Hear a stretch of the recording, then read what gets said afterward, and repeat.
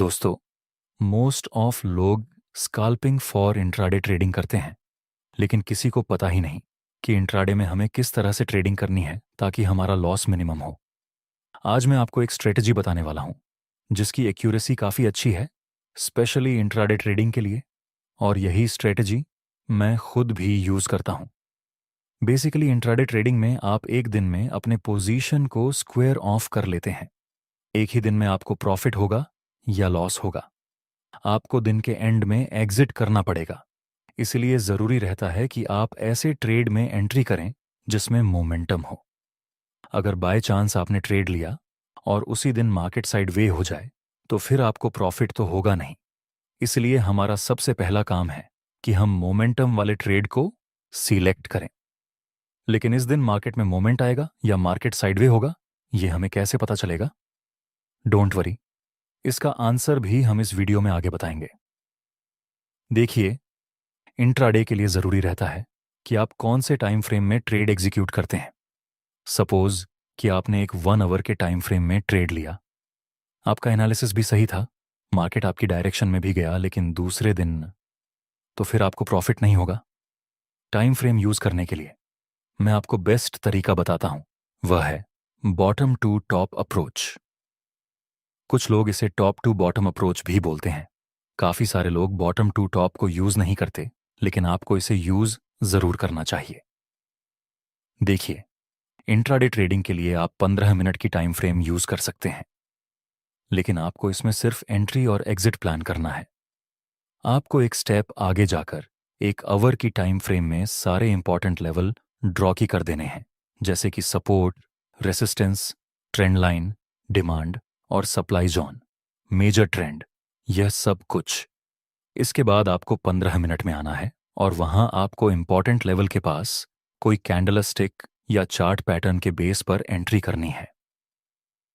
Entry और exit आप चाहे तो 5 मिनट के टाइम फ्रेम में भी कर सकते हैं, जिसमें आपको ज्यादा रिस्क टू रिवॉर्ड रेशियो मिल सकता है। लेकिन पर्सनली मैं 15 मिनट में एंट्री एग्जीक्यूट करता हूं इंट्राडे के लिए। जैसे कि यहां आप देख सकते हैं, ये 1 आवर की टाइम फ्रेम में यहां एक प्रॉपर अप ट्रेंड है।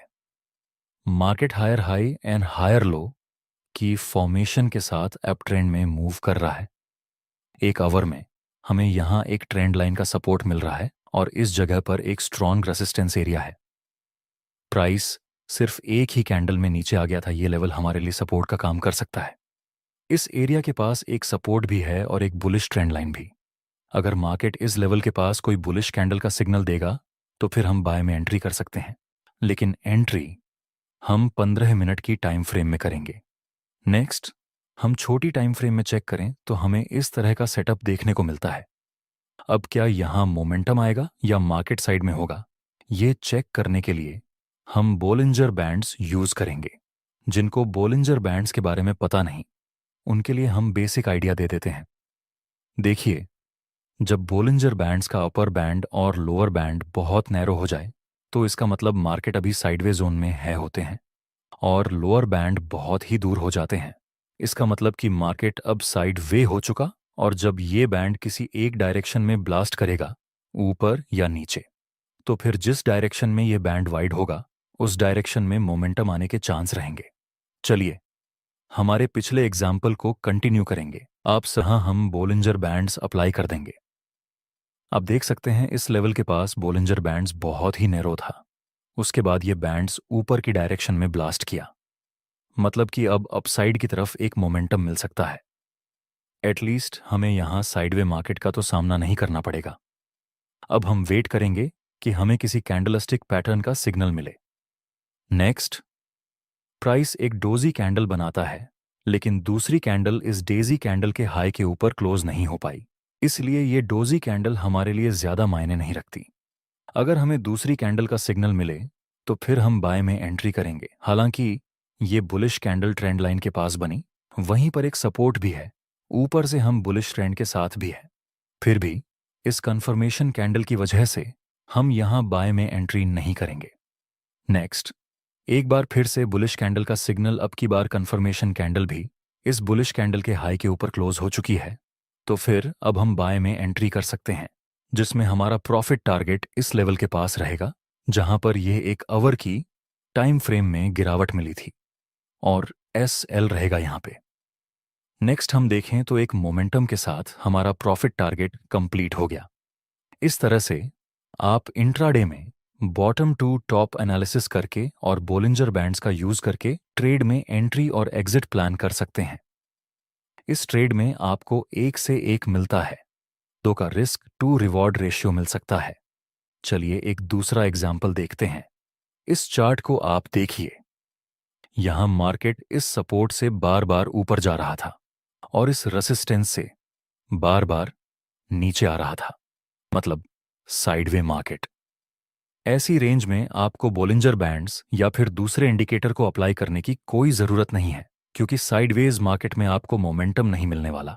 कुछ लोग साइडवे मार्केट में भी ट्रेड करते हैं, जैसे प्राइस जब सपोर्ट के पास बुलिश कैंडल बनाएगी तो बाय कर लेंगे, जब प्राइस रेसिस्टेंस के पास आए तो लोग सेल कर लेते हैं। लेकिन स्पेशली इंट्राडे ट्रेडिंग के लिए आप इस तरह से ट्रेडिंग नहीं कर सकते, क्योंकि इसमें आपको मोमेंटम के साथ काम करना पड़ता है। इसलिए इंट्राडे ट्रेडिंग में हम साइडवे मार्केट को अवॉइड करेंगे। नेक्स्ट एग्जाम्पल, यहां पर आप देख सकते हैं शुरुआत में price higher high and higher low की फॉर्मेशन के साथ ऊपर जा रहा था। 1 घंटे के टाइम फ्रेम में नेक्स्ट मार्केट इस सपोर्ट को ब्रेक कर देता है नीचे की तरफ। दोस्तों, सपोर्ट ब्रेक हो गया है, तो हो सकता है ये अप ट्रेंड डाउन ट्रेंड में रिवर्स हो जाए। नेक्स्ट हम एक ट्रेंड लाइन ड्रॉ कर देंगे जो कि रेसिस्टेंस का काम करेगी, और ये सपोर्ट भी आगे रेसिस्टेंस का काम करेगा। दोस्तों, इस चार्ट में हम टाइम फ्रेम को चेंज नहीं करेंगे। मैं आपको एक दूसरा इंपॉर्टेंट कॉन्सेप्ट भी समझाना चाहता हूं कि किस तरह से आपके लॉस होते हैं।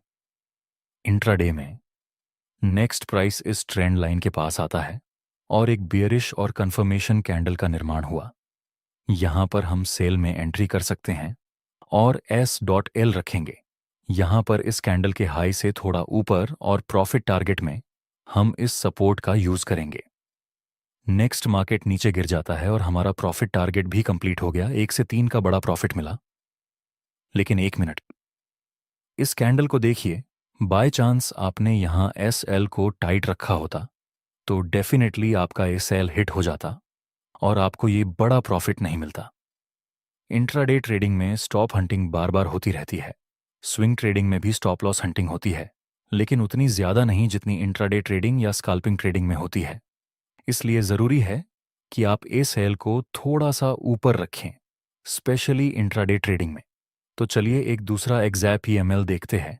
यहां अभी प्राइस साइडवे रेंज के अंदर मूव कर रही है, इसलिए हम ये लो को टच करके एक सपोर्ट लेवल ड्रॉ कर देंगे और ये पॉइंट को टच करके हम एक ट्रेंड लाइन ड्रॉ कर देंगे। दोस्तों, अभी हमें कुछ भी पता नहीं कि आगे प्राइस किस डायरेक्शन में मूव करेगी, इसलिए हम वेट करेंगे कि यह दोनों लेवल्स में से कोई एक ब्रेक हो जाए। नेक्स्ट प्राइस इस इंपॉर्टेंट सपोर्ट लेवल को नीचे की तरफ ब्रेक कर देता है। अब हमें रिटेस्ट का वेट करना है, लेकिन एंट्री हम 15 मिनट की टाइम फ्रेम के अंदर करेंगे। नेक्स्ट हम 15 मिनट की टाइम फ्रेम में शिफ्ट होते हैं। आगे यहां एक बुलिश और कंफर्मेशन कैंडल मिली। ऐसा हो सकता है कि प्राइस इस लेवल तक ऊपर जाए, लेकिन हम ट्रेंड के साथ काम करेंगे, इसलिए हम यहां बाय में एंट्री नहीं कर सकते। नेक्स्ट हम देखें तो प्राइस इस लेवल के पास आता है और हमें बियरिश कैंडल का सिग्नल मिला। यहां पर हम सेल में एंट्री कर सकते हैं। सेल रखेंगे यहां पर, और प्रॉफिट टारगेट के लिए हम इस सपोर्ट का यूज करेंगे। अगर ये टारगेट हिट हो जाता है तो हमें 1 से 2 का रिस्क रिवॉर्ड मिलेगा। आगे हम देखें तो प्राइस नीचे आता है और उसके साथ हमारा प्रॉफिट टारगेट कंप्लीट हो गया। दोस्तों, 1 घंटे की टाइम फ्रेम में भी यहां पर बियरिश सिग्नल मिला था, लेकिन अगर हम यहां सेल करें तो हमारा रिस्क रिवॉर्ड रेशियो पूरी तरह से बिगड़ जाता है। इसीलिए हमने एनालिसिस 1 घंटे की टाइम फ्रेम के अंदर किया और एंट्री की 15 मिनट की टाइम फ्रेम के अंदर। दोस्तों, 15 मिनट के टाइम फ्रेम में ये सपोर्ट का ब्रेकडाउन हो चुका है, जो कि आगे रेसिस्टेंस का काम कर सकता है।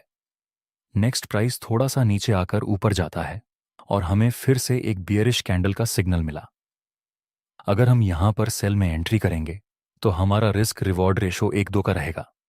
यहाँ पर हम ए सेल रखेंगे और यहाँ पर अपना प्रॉफिट टारगेट आगे हम देखें तो यहाँ पर भी हमारा प्रॉफिट टारगेट कंप्लीट हो गया है दोस्तों। मुझे उम्मीद है कि आप इस इंट्राडे ट्रेडिंग से काफ़ी अच्छा प्रॉफिट बना लेंगे। आपको ये स्ट्रेटजी कैसी लगी कमेंट में ज़रूर बताना। Yeah.